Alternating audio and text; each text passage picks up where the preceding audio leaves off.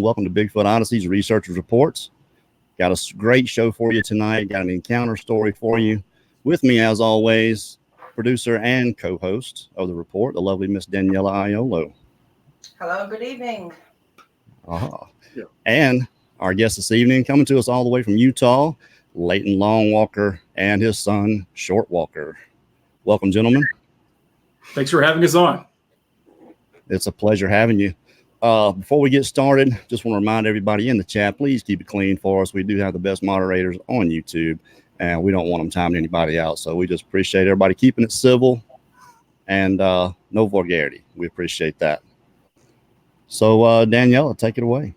Sure. Well, this is probably like my most interesting encounter to listen to because I've not heard a younger person's encounter before. And you said 3 summers ago you came face to face with Sasquatch. Yeah, I did. Well, it was more of like I like to call it a teenage Sasquatch. Okay. It was a little bit taller than my dad, but it was. What was your dad? Oh, I'm only about 5'10", so. Okay. You've been about 6 foot then, or 8? I'm not going to push it. I'm 5'10", so. So what happened then? Take me through what happened. So me and my dad and my sister, she's was really young to me at least. Like, yeah, she's about 4. She was on my dad's shoulders, and I was running ahead because we were close to this parking area where we parked our car. So I was running ahead, and as I'm running ahead, there's this big brush and a 3-street area for the path. One was a horse trail going up. So we're at a public park. It's called Fernwood Recreation Site, and there's people there that take their horses to walk as well. And you've got horse trails and human trails all throughout there. Yeah, and I was running forward, and then I see this just kind of black figure, and then it turns around, looks at me, and then runs straight into the bushes. And I scream for my dad, and he comes rushing down, and he said, "What was that sound?" I'm like, yeah. I thought that he got hurt initially, and I had my little 4-year-old on my shoulders. It was a full moon, which was interesting. Yeah. He was about 40, 50 feet ahead of me, and I put her down. I've got her in my arm. I'm running, and I heard it go through. We've got little trees here. Yeah, they're called scrub oaks, and it sounded like something like some type of backhoe or plow just going through these trees. It was really incredibly loud. Yeah, I didn't get to see it, but I sure heard it. He got to see it. But, and it freaked me out. I couldn't sleep that night. Couldn't. So feeling. Initially, before you saw this, had you talked about Bigfoot before? Did you know about Bigfoot or anything? Well, like a little bit. Just I was interested in it, but like I didn't like look it up, or it wasn't until my dad started looking through and thinking about it and stuff. So yeah, he's got a dad that used to listen to Art Bell quite a bit. Okay. So I'm open to truth. Whatever we're prescribed, I try to verify. Yeah, I only started like actually thinking about it and like wondering what it was when my dad asked me about it. So, and that's kind of what inspired me to start looking locally to try and find people, because you don't ask for this thing to come into your life. It just happens, It's like, okay, where do we put this? You talk about it, people are going to think you're crazy. But then also, I think you get past 40 and it's like, I really don't care what people think. Finding the truth out is more important. So you're trying to find a local group of people or a local person that's maybe been through this experience. And that's how I came across Nathan Rio. And he took me out and kind of verified things. But what was really interesting was I was asking for prayer and like, God, what is this? What do we do? And like, it was like 2 weeks later, I was listening to a pre-recorded show of Coast to Coast, and a guy calls in. It was a I think it was a recorded show that was on a Friday night, which is when they have their open lines. And there's a guy that calls in and says, "My name's Mark. This happened in the late 90s. I was in Layton, Utah, and I was working at Hill Air Force Base. There's a lot of military people out here. And he says, I was hiking on the Bonneville Shoreline Trail and saw a white Bigfoot, and my jaw like hit the floor after hearing that, because I'm like, I mean, how this is the exact same place, spot, town, trail that we were on. So it was confirmation for me, and then I was able to hook up with Nathan Rio and go out, and Shorty here was part of those experiences. We had some retreats to go out on with groups, and so it helps. It helps with people, us dealing with this thing that's just, it's, until you see one or until you experience it, it's like nobody else can relate to you unless it's another person that's had that experience. So, and, so that's, you kind of, how do you process that as a young person as well? You read about monsters and things like that and watch films, but to actually see something, how did you process it at the time? I was kind of trying to tell my brain that it wasn't real. It was just a figment of my imagination. Did you think it was a bear? Or you definitely knew it wasn't a bear? No, it looked too human. It was more like, it had a lot of muscle. It didn't look like it was this big thing that, I don't know. No, it didn't look like a bear. I didn't think it was a bear at first either. So, what about the face? Did you get any detail about the face? It was kind of blurry because it was at night. I kind of like saw highlights of it because of the moon shining. I mean, it looked like a human mixed with something. Like it was weird. It was but cool at the same time. Yeah. So. Did you think you scared it? Did you feel anything off it? Did you feel any aggression, or did you think I did think that, because it like immediately darted off right when it saw me. So I don't know. Yeah. You did draw a sketch, didn't you? Should we put your sketch up? I really love this. Sure. Okay. Give me a second. Real quick, Daniela, while you're doing that, I just want to remind everybody, save your questions for a little bit later. Make sure you put those all in caps for us. You don't have to, but it makes it easier for us to recognize. We can put your questions up. And Layton, it's quite a big one, actually. I'm going to have to scroll through it. But can everyone see that? So is this the path here? Yeah. It's kind of splits. Yeah. And then he was probably right there. He was probably right, just watching people go by. But a definition on this Bigfoot. Was it a female? Do you think, or no? Okay. No. It's just got a defined chest there, is it? It must be chest. I think I could draw something better now. Maybe, but you captured it there, though. So, how do you think you'd react if you saw one again? I'd probably try to keep quiet, because I did right after I saw it. I did scream, so I think I'd slowly back away or try to examine it a little bit more. I kind of just freaked out when I first saw it, so. Yeah. I'm not surprised. Can't blame you there. Yeah. Well, I think you got lucky and you saw a younger one, because it wasn't really big and thick and robust, right? You're saying he was muscular and slim? Yeah. Yeah, probably could have been a younger. Of course, we don't know enough to know whether there's not adults that look like that. So it could have been, but I do understand. I get it. And it didn't look as tall as if I try to imagine a adult version, I think it'd be a lot taller, because it was, yeah. Well, yeah, no, absolutely. Quick as well, didn't it? Sorry. No, that's okay. I was just pouring in my little 2 cents there for a second. Okay.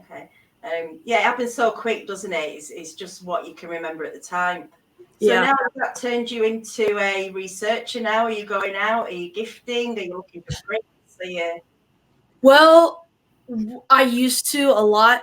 I kind of don't have time now since my dad's job schedule has kind of shifted. So it's kind of hard for me to go out on my own or anything. I always go out with my dad. So Yeah, sure. Yeah, a good day in the woods is a better day in the office anytime. So, or a bad day, I'm saying. So you have found some things, haven't you, Layton? I mean, you found some tree structures and yeah, we did. something like that. We did move one, and then it got put back where it was. yeah, Right. it seems like we have one little area called Hobbs Wallow that's really easy to get to, and this isn't something like way far away from human activity. It's like right off the path. Close. So. And this is a place that's got, well, out here we call them green belts, where you've got a lot of surplus of water, especially here in the desert where things are so arid.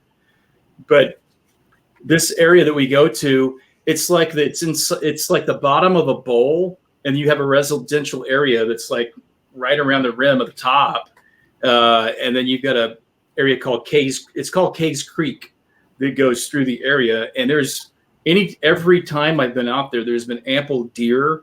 There's plenty of, like I said, you've got the water, and then this is just coming down, and this stream goes all the way up through the mountains.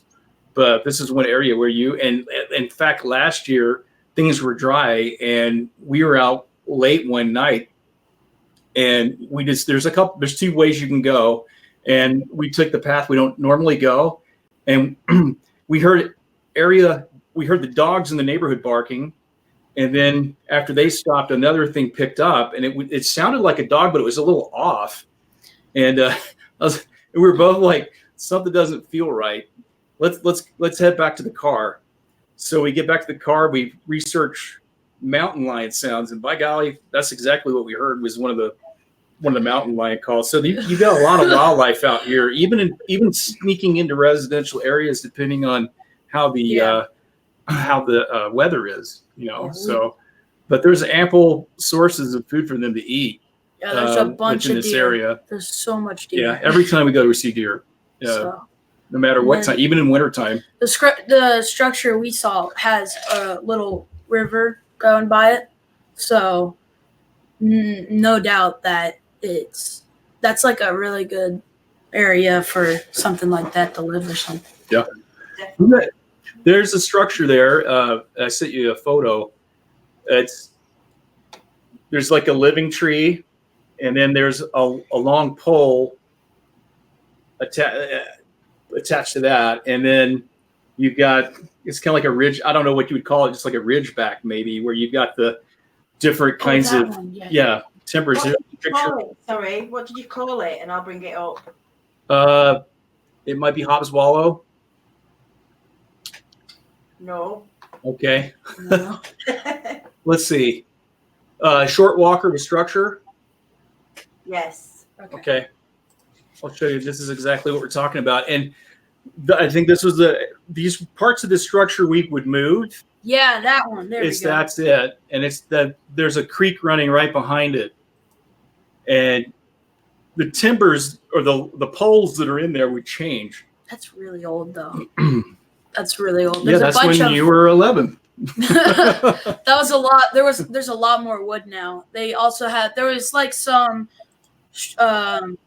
demolition work going on somewhere. So around that area, it wasn't demo. It was around this area. There's new construction going on, and so we found a few pieces of like particle board that it looks like they snatched from the job site and added it to this. I mean, it's just totally out of place. We did an experiment, and I took it off and moved it down, and the next time we came, it was back up there. So yeah, it was moved around. And another thing that was interesting is some of those poles actually are burned. And your campfire. I mean, we humans, when we use wood for campfires, we don't take a long pole and burn it. Typically, it's something that's 2 to 3 feet, maybe shorter than that. But this was a long pole that was burned, and I couldn't find anything around that area that had, a forest fire. unless it was way up in the mountains and brought down. Yeah. So it's just odd little things like that, until you're attuned to what's going on. Before this entered our lives, I used to hike a lot, and I thought, oh, this is all, BLM taking care of the grounds. They're doing a great job. It's actually, these things gathering stuff, making a surplus of wood for whatever purpose. I mean, it's weird. it is. Because some of the Asterix one, I'm going to put that one up because this is an interesting one. Yeah, that's so are you guys familiar with the guy named Bigfoot in Germany? Yeah. Yeah, we know Bob. Bob, exactly. Well, my wife and I, about a year and a half ago, we had a romantic retreat to Lake Tahoe, and Bob just happened to call me up. And he said, that's my stomping ground. And he said, if you go near, there's a little airport there in South Lake Tahoe. And he said, go down this highway. The South Lake Tahoe airport's there. Look around, man. You're going to see structures everywhere. And this thing just screamed at me as I went down the road. I was able to pull over and get a picture of it. But you're talking the apex and the center points where all those converge. Yeah. You have that point. That's about 8 feet. Wow. And the trees, I mean, South Lake Tahoe is like if you took one part hippie and one part Boy Scout and merged those, and then these trees are so large, and you've got the quaint little motels everywhere around there with vacancy signs and neon, and it does look really Boy Scoutish because they've got a lot of Smokey the Bear stuff around there. And it looks like you'd see Norman Rockwell painting a picture for the Saturday Evening Post with a Boy Scout getting a merit badge. It has that campy kind of feel in this area. It's a really cool place to visit. But the trees, it's too bad nobody else was with me, so you could get like a feel for human scale on how big these things are. Yeah. I mean, they're just so big. And the tree you're seeing go through the middle is probably 70 feet long. It is enormous. And so here you have all these people, a highway right by there, just driving by it. Don't even think twice. Notice it, yeah. And when you start to really look into this, it's like, why would somebody spend the time to do that? And how could they ever achieve that? It's so complex and so heavy. That's the thing, isn't it? I mean, I don't even understand how one Bigfoot could do that alone anyway, if they were doing it. I mean, True. It doesn't make sense, does it? How some of those structures are made or created. So, well, it seems to me there's something about Utah in particular. I mean, I know there's a lot of aspen trees up there, but they take these 2,000-pound aspen trees, 7,000-8,000 feet up a mountain. You've seen this from, like you said, you went out with Nathan Rio. From him quite a bit. And there's 17, 18-inch footprints around these structures that are just lined up 8,000 feet up a mountain where you're not going to get any machinery. And if you did, you'd see where the machinery had gotten up there. I mean, to me, this is some of our best evidence. It is. It really is. And it's it really bothers me that we don't have any video of a Sasquatch building this stuff. I mean, I don't think of anything else that could lift something that heavy. I mean, their strength and sizes, when you compare it to us, I mean, is just phenomenal. And there are a lot more structures. There's the X's, and then there's leans that we've come across. A lot of these things, the ones I think are no-brainers are when you come across a tree that's been completely pulled out and it still has its root ball attached. Now, where we had our encounter, if you go up about 2-3 miles up the mountain, there is a cabin called Fernwood Cabin. And that cabin, that's it. And a couple of years ago, it had a nice facade and a door. And as you can see, it's gone. And you see the root ball that's sticking up. Mm-hmm. So the tree didn't naturally fall that way.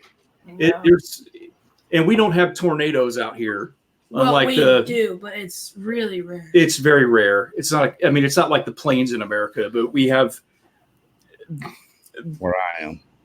And when I went up to that, I touched it. I just barely touched it, and the whole thing fell down. And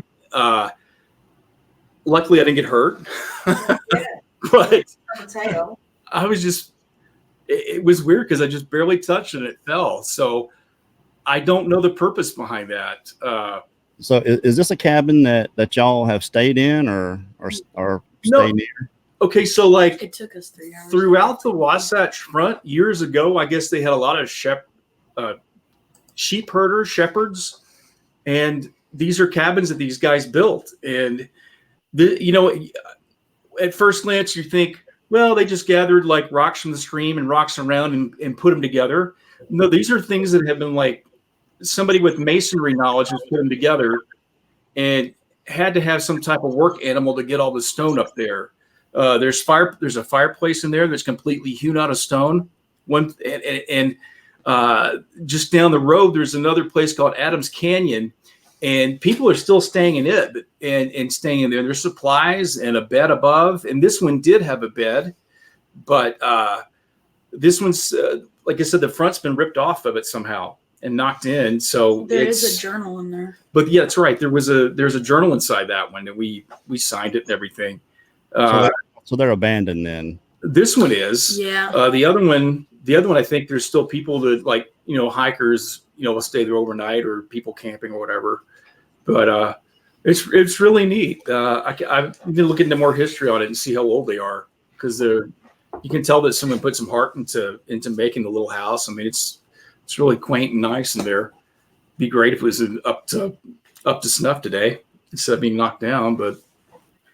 So I don't know if it's Bigfoot that did that or if it was vandals, but who knows? This is well, if it's abandoned, they could be just living right up in there, man. Oh. What we got here? Another interesting one here, almost like an asterisk again. Yeah, so you get like a double X going, a double cross going on that one. Where was that from? This one's this is Hobbs Wallow. This is the area we went to where we heard the mountain lion. Oh, that one. Okay. But it's another thing where it's just, to me, it's kind of like if you don't have knowledge of these creatures, it's like you don't even see this stuff. But I'm an artist, and it's like lines don't occur in nature.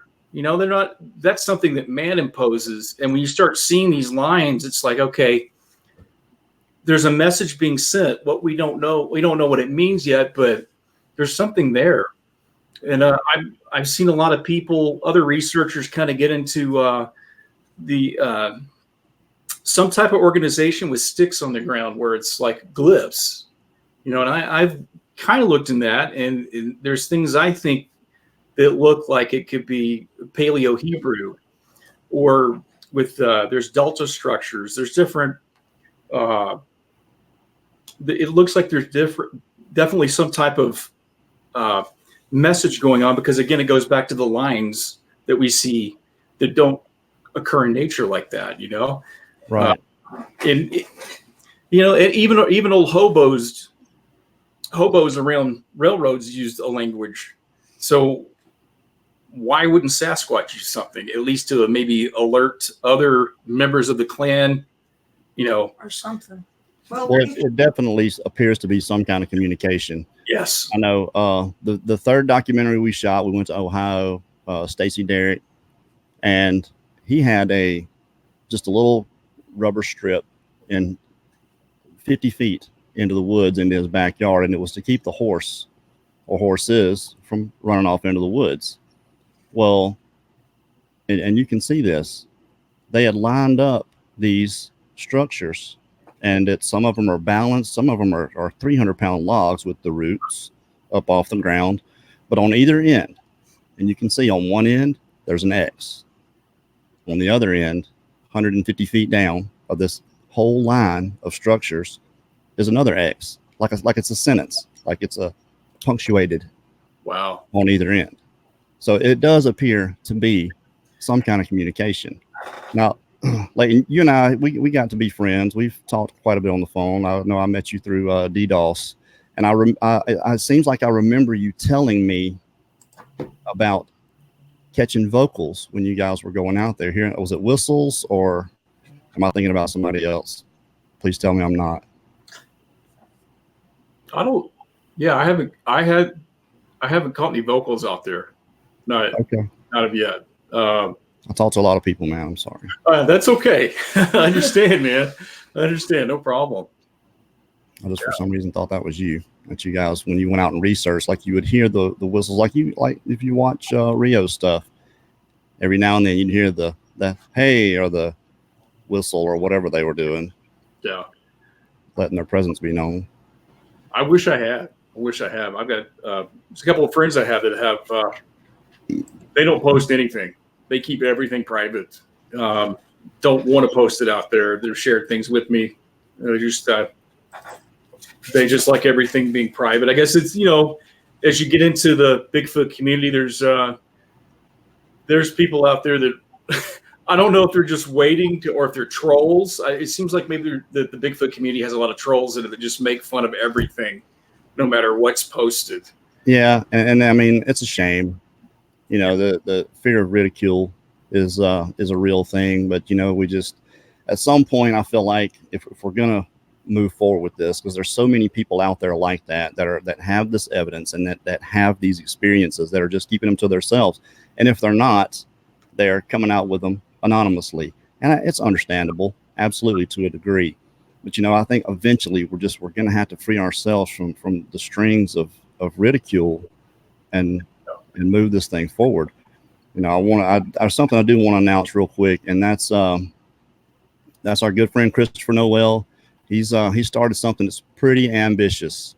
He's organizing a march on Washington, and are going to be doing this after the election. So it's going to be a good year and a half away. But if anybody wants to get involved with that, just look at the email on the screen, sasquatchandcivicduty@gmail.com. You can email him there if you want to be a part of it, or email me. We're going to be documenting the whole thing. We're going to have it all on film, and we'll be interviewing a lot of people. And to me, if we get just 200 or 300, people join us, it's going to get some attention, and that's the whole thing. But if anybody, researchers, anybody who wants to be involved in marching on Washington and just getting them to help validate this species, or at least someone take a serious look at it, with some money and some science, something that that's the whole quest here. But you can email him, you can email us, you can see our email down there, yourbfstory@gmail.com. You can email there, bigfootodyssey@gmail.com. Get a hold of us if you want to be a part of that. All right, sorry, I had to do that. Yeah, I like Chris is one of those guys that thinks outside the box, for sure. Well, it needs to be done. Nobody's done it yet, and like I said, it's kind of understandable why, just because of those trolls, deniers, and that's just going to happen. There's just going to be no two ways about it.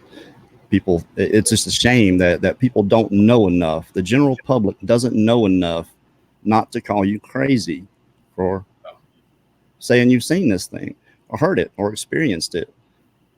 It's a topic that's it's being brought up in a really campy, cartoonish way by marketing.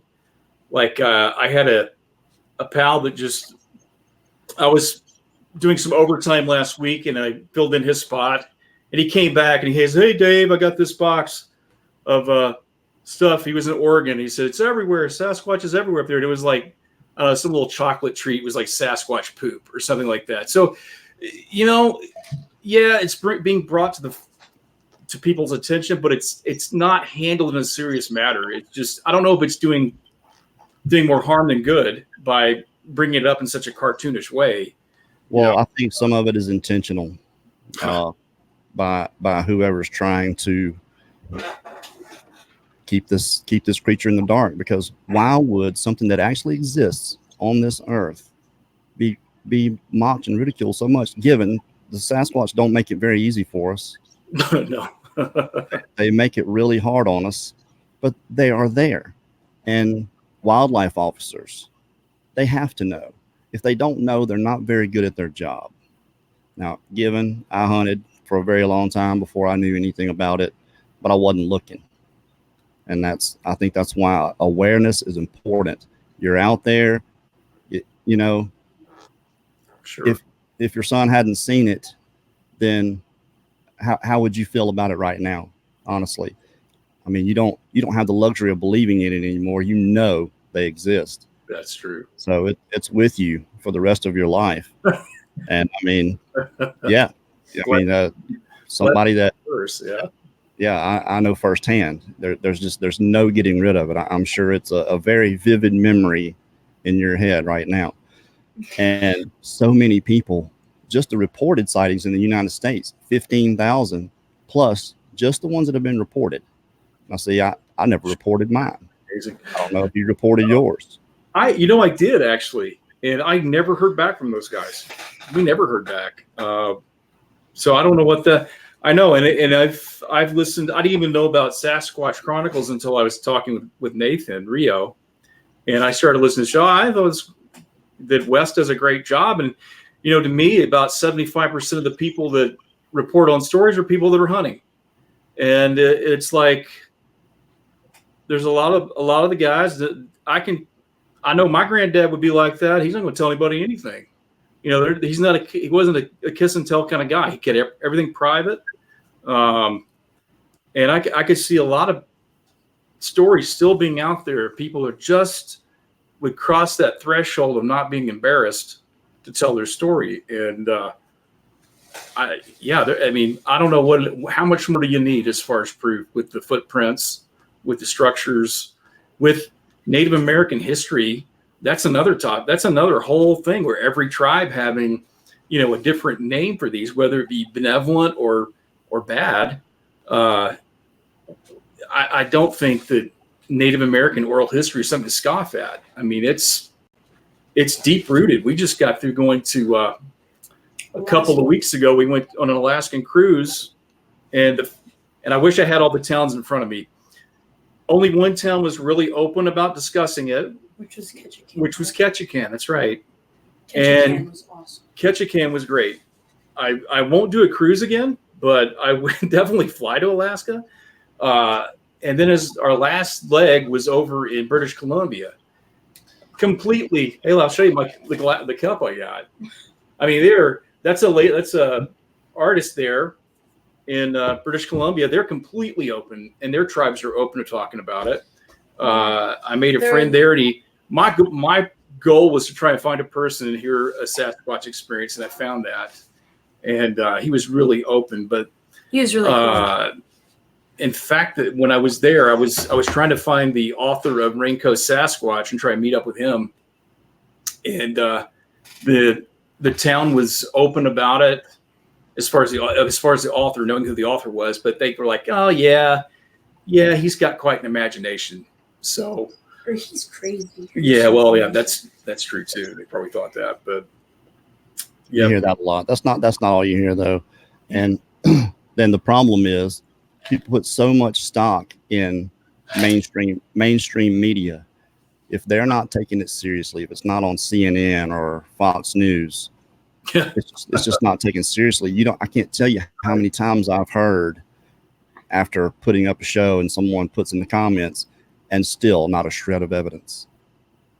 There's plenty of evidence but you guys got to know where to go and look. And that's what I think is a shame about it.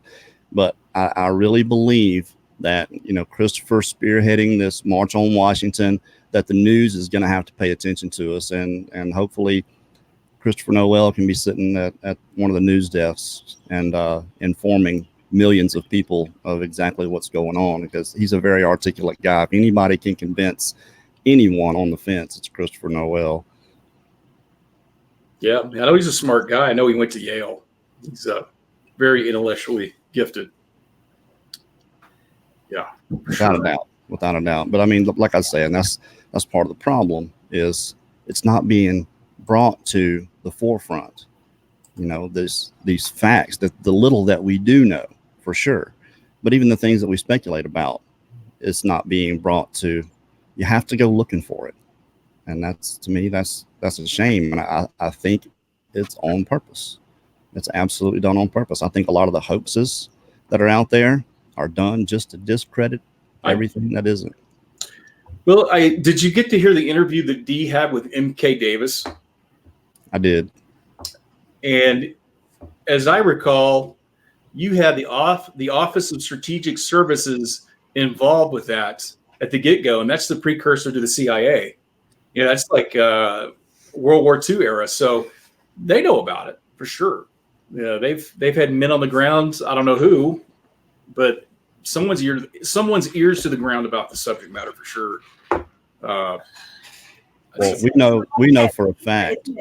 Oh, I'm sorry, Daniela. Go ahead. I'm just saying it's a long kept secret because we hear so very little about, you know, 50s or 40s even. I mean, we hear the odd thing, but this has been kept quiet for a long, long time, hasn't it? It sure appears that way. Yeah. It's just hard to understand what is going on, you know. Why? And, you know, some of the people that haven't had this, when I've talked to people about Sasquatch, and they still think it's just one. Yeah, I know, right? Going all around the country, making footprints everywhere. One monster. No, it's a clan. Oh, you know. Look, I contended that wouldn't surprise me if there was a million of them.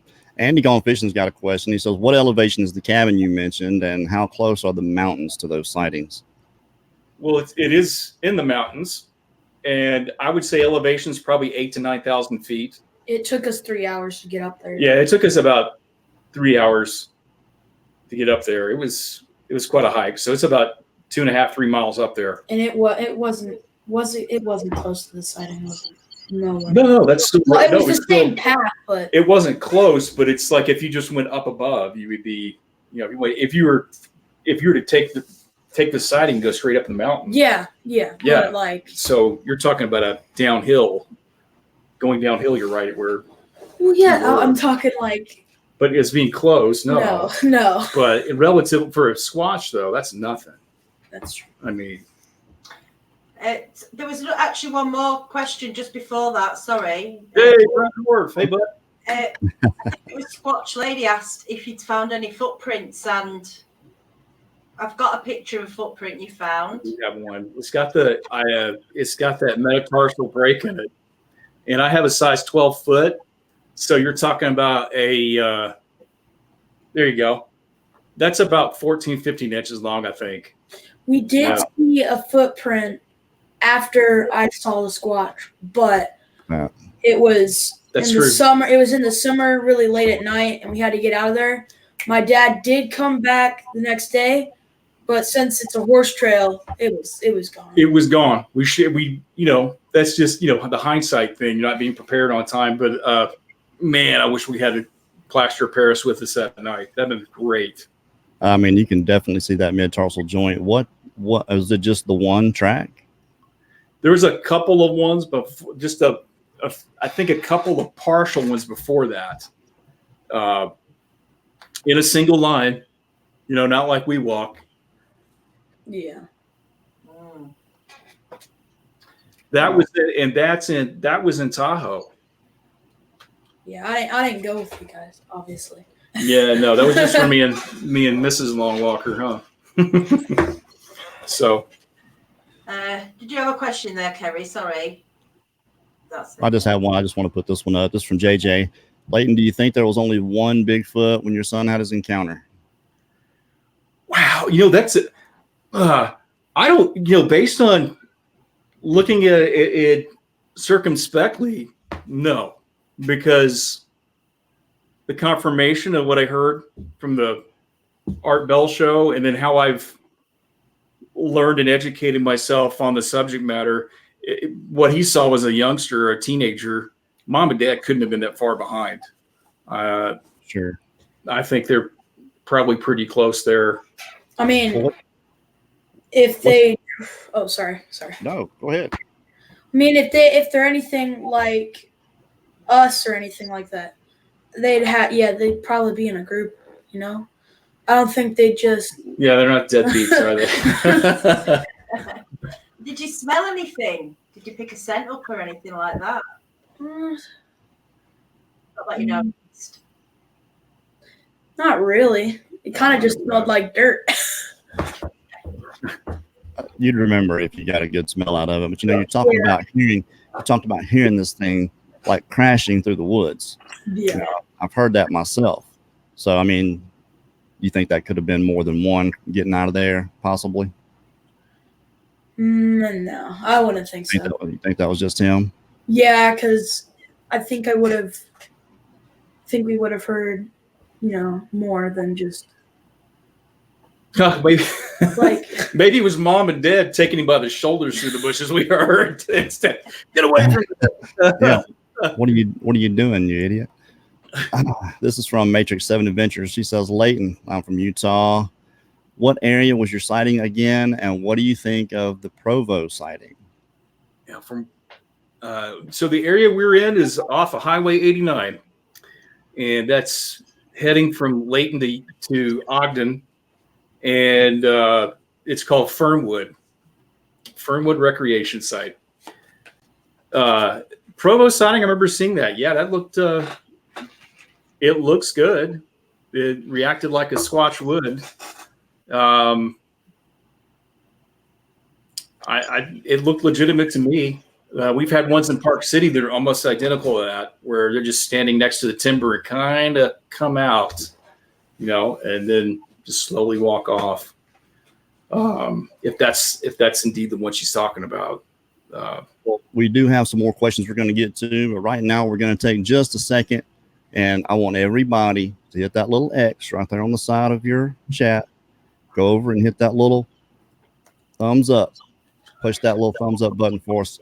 While you're doing that, check out some links in the description. There is one for the Paranormal Gift Shop. I think they are revamping right now. They took a lot of their stuff out, but there's still some pretty good stuff in there. Novelty and gift items from Ghost to UFO, Bigfoot, and many others. And also there is a link for My Patriot Supply. It's not a link. It's actually a special website, preparewithbigfoot.com. Go to that site and get 48% off anything you purchase in there. 1 week food supply, 1,500 calories a day for 1 week for one person. And the 4-week food supply, the fruit and veggie packs, and the preparedness kit, which is just a straight survival kit is what it is. But go check those out. We certainly do appreciate all of you that help out the show very much.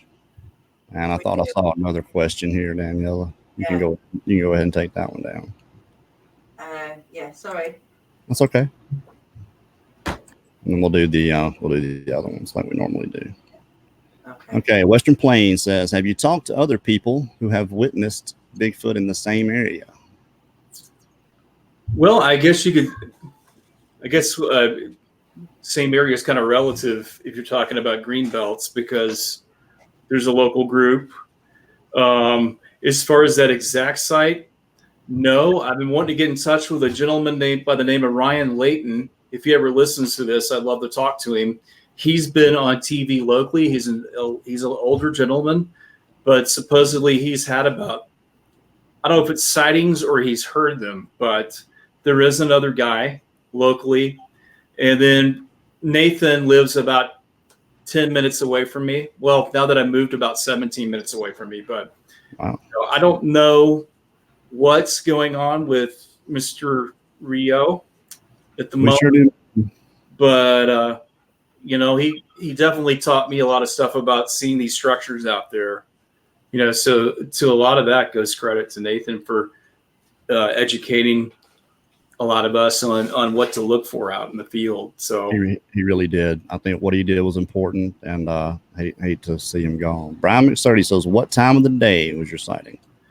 10 o'clock at night. 10 o'clock at night. Yeah. So it must have been at least pretty bright out. Was there the moon out or anything like that? It was a full moon. Oh, that helps every time. Western Plains again. Since your experience, have you delved deeper into the subject? I would say I'll answer that one for you. All right. I say yes, you most certainly have. but I'll let you elaborate if you'd like. Sure. I've gone to, different sites. There's things on my agenda I want to try to get done in the Bigfoot world, but then life interjects. So, I just try to do what I can. I don't have a huge following on my YouTube channel. A lot of it I look back that this young guy right here will be able to look what my dad did with me, Oh, absolutely. So I'd love to be able to put more time into it. But I'll tell you, I'm a guy with ADHD, and I can become hyperly focused and obsessed with subject matter really easy. So I try not to be so obsessed with it. I want to find answers. I'd love to see one. I think based on Sasquatch Chronicles, I don't know if I do want to see based on Bob's experience, I would probably wet my pants. But anyway, I think I've delved into it. But, the more you start off, I think a lot of researchers start off like definitely pure animal, I don't want to get into the woo part of it, but there are some things that are really peculiar about it. And it seems like the more you research, the more mysterious this creature becomes. You can't help but go there sometimes. You can't, especially if you're a spiritual kind of person and trying to figure this out. If you've done research on Nephilim, which I'm not going to say it's Nephilim, because I think Nephilim are more like superhuman than like animal. They were in charge of societies and cultures and building all these ziggurats and massive structures everywhere on our planet. But could they be, was there genetic manipulation going on? Well, yeah, Book of Enoch probably gets into a lot of that. The Bible kind of hints at it, but there's something going on in our past where I think there's even if we go to probably one of the oldest texts that are around, that's Gilgamesh. And Gilgamesh being a giant, but then also having his friend Enkidu, who sounds like a Sasquatch, and strong as the strongest creature I've ever heard described. So there is stuff out there. I took a lot of art history classes in college, and Sasquatch was under my nose in the Sistine Chapel. If you look at what Michelangelo painted for the Edomites, I'll have to find that. I wish I should have sent that picture. I didn't think about it, but I think Ron Brown has it in one of his books. People can go look that up, though, right? Ron Moorhead. I'm sorry, not Ron Brown. There's a picture, what I think they call a troglodyte or an Edomite, and it looks just like a Sasquatch. The Renaissance period artist came up with, and it's just like, wow. When I saw it, I was like, okay, I was probably testing on that and didn't even know it. So it's just like, wow, it's there. And that's actually pretty wild. It's got a question from Mark Newbill here from Sawdust Beasts. Have you checked any databases for sightings in the area where you had your encounter, or maybe to see if there were any others? I haven't seen any there. In fact, that's what I did and this was before, Cam over at Dixie Cryptid? Dixie Cryptid, yes. Because I'm a transplant to Utah. I'm from Memphis. And I was looking to see when my grandmother wasn't doing too good a few years ago. And I'm like, I wonder if there's anything in Memphis. And yeah, there was a sighting by these railroad tracks. It was about 2 miles away from where my parents' house is. Missing animals. And it was reported to BFRO, and I went there. I did a video. It's the most urban video I've done, but it was just going to that area to see the possibility. And I just was left with the one question: do Sasquatch ride trains? Do they have the intellectual capacity to, get on a train and head to another wooded area? Or, hey, there's a bunch of dogs in this neighborhood, I'm starving. So to answer that question, yes, I've looked at BFRO and sightings. I haven't seen anything for Utah in the particular area, but for Memphis.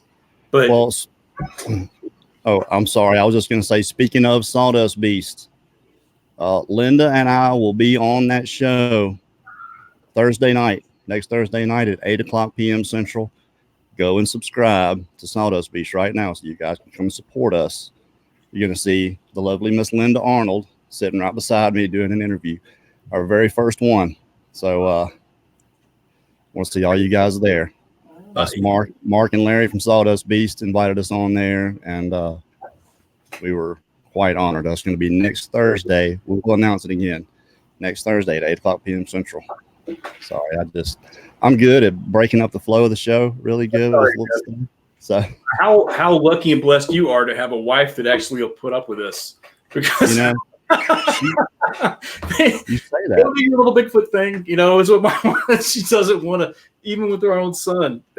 She just, there would be no Bigfoot Odyssey without Linda. It would not exist, not the way it does. And I was saying, to have Daniela. So I mean, that's God. Daniela's a godsend. Kidding me? She's to me as important as Wes Germer is to the subject. Wow, that's pretty important. So what is your story, Daniela? How did you get involved in Bigfoot being over in the UK? I don't actually know how it started. Just YouTube, I guess, initially, okay. And then I ended up really watching Christopher Noel to start with. So I started on a good kind of level. And then I realised there was stuff going on in the UK. I did a little bit of research in the UK. And then it took me back to, I won't call it an encounter really, and I don't think it was a Bigfoot, but I think it was a big cat. It was something growling. Oh, wow. Following me one night. And oh, wow. Yeah. Daniela, you researched with Deborah Hatswell and Bigfoot Tony. Oh, I know. Yeah. And Daz, Captain Daz is my research partner. He's in the chat tonight. We've gone out a few places. We found a few things. And then I started following Bigfoot Odyssey, and the rest is history. Here I am. Awesome. Yeah, I snatched her up. She was the only one that was not a blind follower in my eyes. Not the only one, but she was very vocal about not just following whatever anybody put up there. She was hard on them, and I said, yeah, we need this girl on the team for sure.